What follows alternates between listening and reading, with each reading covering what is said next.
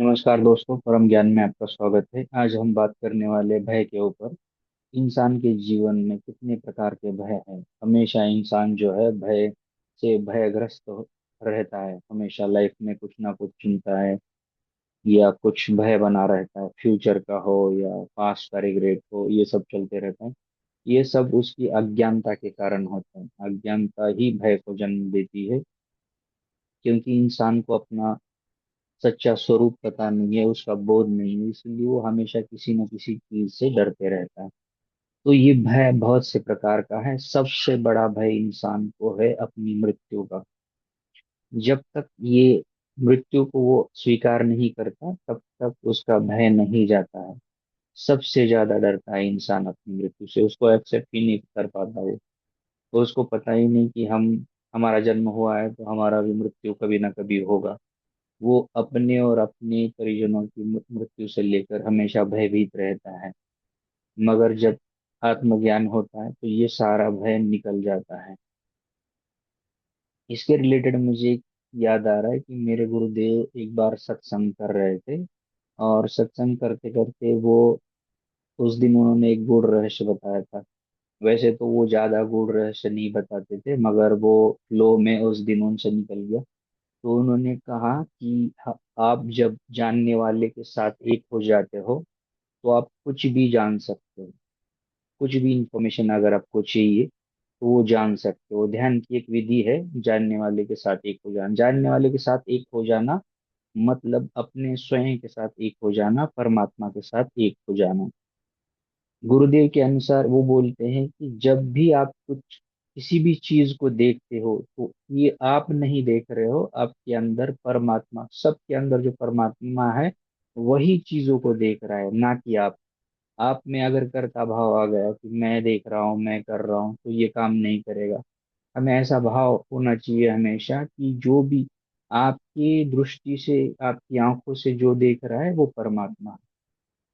तो गुरुदेव ने आगे कहा कि जब आप अपने स्वयं के साथ या परमात्मा के साथ एक हो जाते हो और उसी क्षण अगर आप कोई भी इंफॉर्मेशन या कुछ भी जानना चाहते हो, तत्क्षण आपको उसका आंसर मिल जाता है। तो उन्होंने आगे बोलते बोलते ऐसा कहा कि आप आपकी मृत्यु के बारे में भी जान सकते हो। तो मेरे मन में जिज्ञासा हुई, मैंने तुरंत आंखें बंद कर ली और ध्यान में चला गया। और मैंने ऐसे पूछा ही था कि मेरी मृत्यु, इस सामने से मेरे को आंसर आ गया। वहां पे वो डेट में सिर्फ ईयर आया था, ना कि पूरी डेट।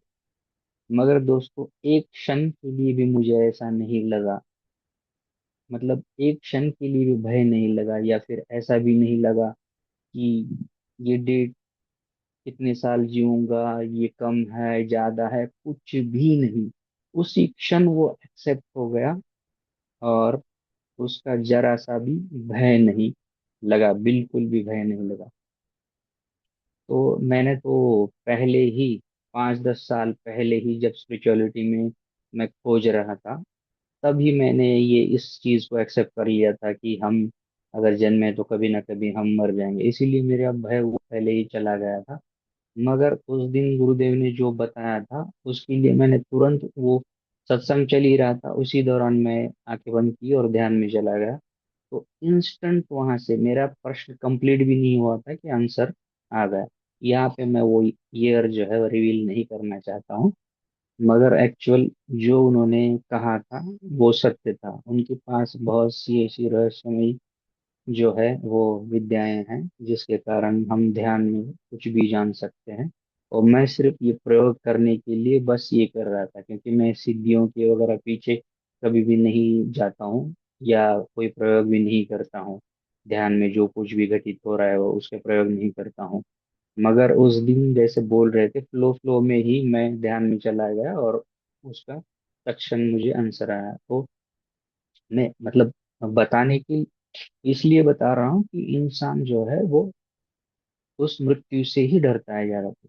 अगर इससे आप ओवरकम कर लेते हो तो बाकी छोटी मोटी चीजें रहती हैं, उससे आप जल्दी ही ओवरकम कर सकते हो। और अब जब जिस दिन आपको आत्मा का ज्ञान होता है, ये सारा भय आपका चला जाता है। जिस दिन आप आपके शरीर से बाहर आकर आपके शरीर को देखते हो, कि ये शरीर तो पड़ा हुआ है फिर भी मैं जिंदा हूँ, तो उस दिन से आपका पूरा भय चला जाता है। क्योंकि मृत्यु का भय शरीर और मन से ही चिपका हुआ है। जब आप खुद को समझ लेते हो कि मैं शरीर भी नहीं हूँ और मन भी है नहीं हूँ, तो ये सारा भय आपका चला जाता है।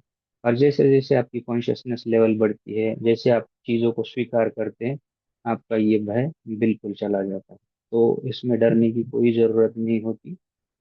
बस आपको ध्यान करना है, और एक एक चीज़ें आपके सामने रिवील होती जाएंगी।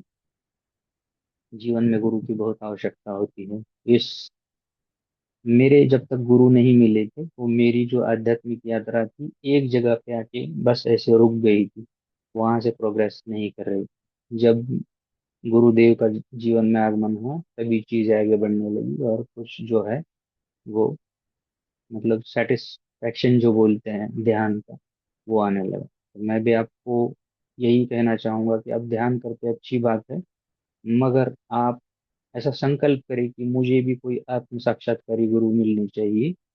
अगर वैसा आपका संकल्प रहेगा तो आपको जल्दी ही गुरु मिल जाएगा, फिर आपका जो आध्यात्मिक यात्रा है वो, उसमें ग्रोथ होगी। मगर आपको वो गुरु की प्यास और परमात्मा की प्यास होनी चाहिए, तभी ये चीजें पॉसिबल है, वरना नहीं पॉसिबल।